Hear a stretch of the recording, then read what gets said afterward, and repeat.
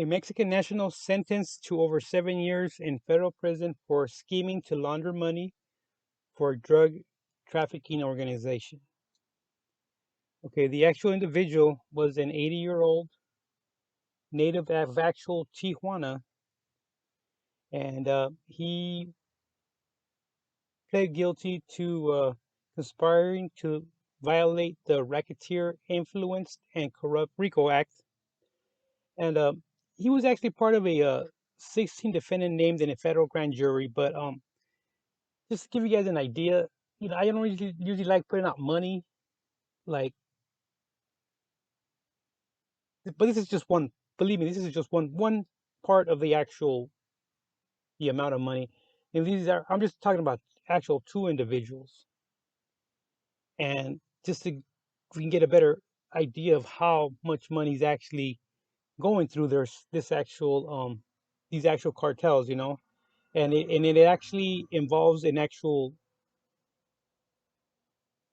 laundry money for an actual uh, cartel from actual Sinaloa. So it doesn't tell you specifically which one, but they're both as profitable as as the other. And according to this actual indictment, it also involved uh, what it would be called the Westminster-based Saigon National Bank, also known as the California International Bank. And these two individuals had a conversation and a meeting with a purported money launderer who actually was a confidential source, which included discussions by regular cash deposits in the U.S. that would then be wired to Mexico.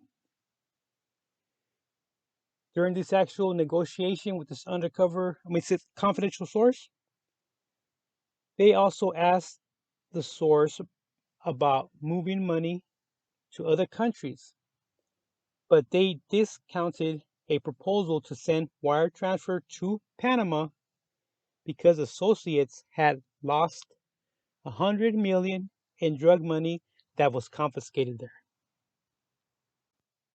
And after an account at this actual Saigon National Bank was used to launder funds, was closed after they closed that actual account there. Um, these two individuals and then bank president, the certain bank president, they actually discussed the possibility of buying the Saigon National Bank for the purpose of laundering money.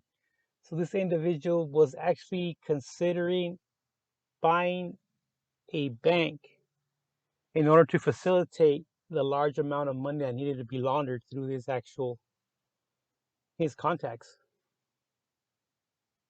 An entire financial institution. Wonder how many are there out there like that. This is why they can't label these actual cartels terrorists, because then they would actually have to go after the money, and it will never it won't happen.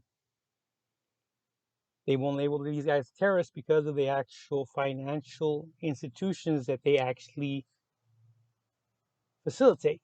Therefore, a lot of actual banks in the United States would be going under investigation and possibly closing. You know, and that's the reality of it. There's no other way around it.